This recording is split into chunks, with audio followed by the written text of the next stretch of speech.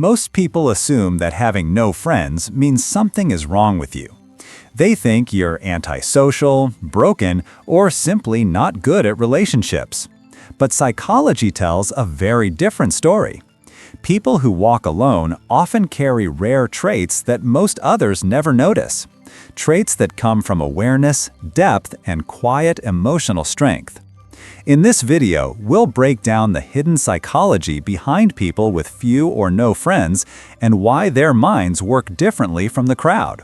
Here are 5 traits that explain everything. Trait 1. You detect fake behavior instantly. For many people who prefer solitude, this is one of the biggest reasons. You have zero tolerance for fake personalities. You can't sit through shallow conversations. You don't enjoy being around people who wear masks, gossip, pretend, or manipulate. And the older you get, the faster you recognize these behaviors. As your self-awareness grows, your tolerance for inauthentic behavior drops completely. You'd rather sit alone in silence than force yourself to act interested in someone who isn't being real. You don't see the point of entertaining relationships built on politeness instead of truth.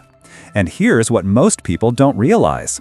Your brain picks up on tiny, microscopic signals the average person never notices.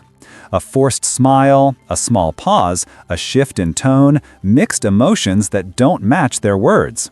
Your mind catches all of it instantly, often before you even consciously realize it. This ability is called micro-detection, a subtle awareness that makes fake behavior impossible to ignore and extremely uncomfortable to be around.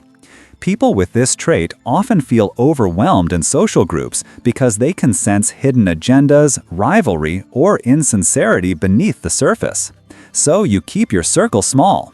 Not because you hate people, but because your nervous system refuses to accept environments filled with hidden motives, performative behavior, and shallow emotional energy. For you, peace isn't optional. It's a boundary. Trait 2. You prefer depth over quantity. People with no friends are often misunderstood. They're not avoiding relationships. They're avoiding surface-level relationships that drain them more than they nourish them. You don't want small talk about the weather, the latest gossip, or repetitive conversations where no one actually listens. Your mind craves meaning, purpose, honesty, something real enough to feel. You want to talk about ideas, psychology, human behavior, inner change, and the invisible things that shape who we are, not empty exchanges filled with noise but no connection. This is called a depth requirement. Your mind refuses to bond unless the conversation feels authentic and emotionally grounded. You form connections slowly, but when you do, they're deep, loyal, protective, and long-lasting. And here's the irony. People who love shallow conversations usually have big social circles. People who crave depth often don't. You also tend to notice contradictions in what people say versus how they act, making you even more selective about who deserves your energy.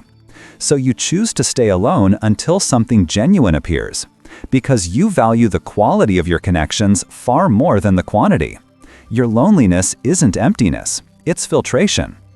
Trait 3. Your brain burns more energy during social interaction. Some people can socialize for hours without feeling drained. You're not one of them. Your nervous system is more sensitive than average. Psychologists call this high social sensitivity. While extroverts gain energy from social interaction, your brain does the opposite. Every conversation costs you something. You analyze tone, emotions, motives, body language. You track inconsistencies. You read the room automatically. You observe details others overlook, even when you wish you didn't. Your mind works on multiple layers at once, which creates a social burnout threshold, a point where you simply shut down emotionally because you're overstimulated. This can make long social events feel overwhelming, even when you enjoy the people you're with. After socializing, you don't just want solitude, you need it. Quiet time isn't avoidance, it's recovery. It's how your nervous system resets back to clarity and calm. You're not antisocial at all.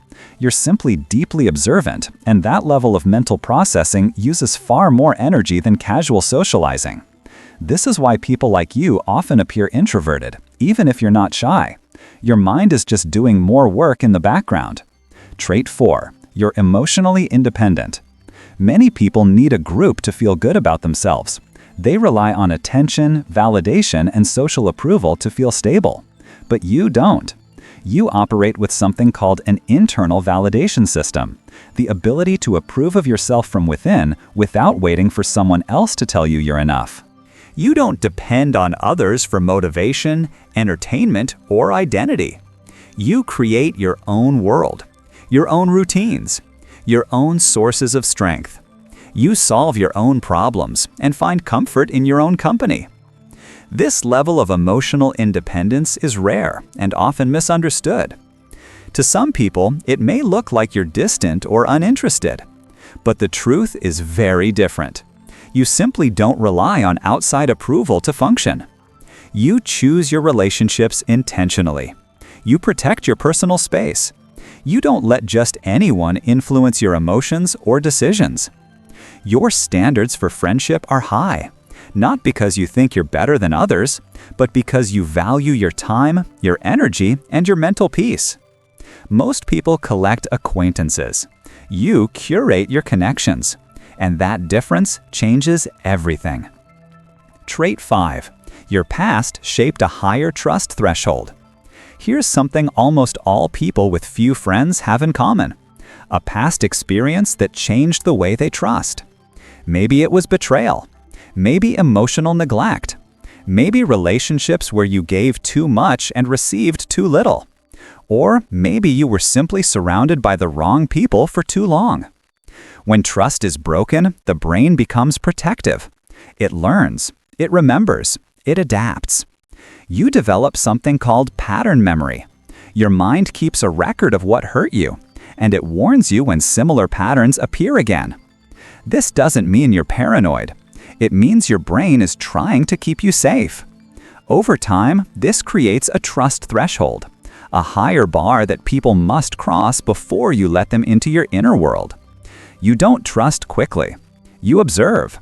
You listen. You test quietly, not to judge them, but to understand who they really are beneath the surface. You're not closed off. You're cautious, and your caution is earned. Your past didn't make you weak. It made you wise. It taught you that connection is valuable, and that not everyone deserves access to your emotional world. Your solitude is not fear. It's self-respect.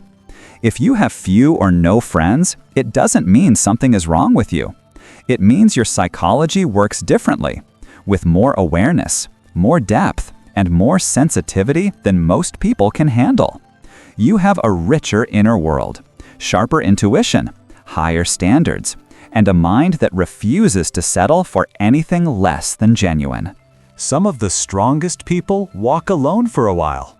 Not because they're lost, but because they'd rather be alone than surrounded by the wrong energy. And if you want more psychology videos that explain your mind in ways most people never will, make sure to subscribe. There's a lot more to uncover.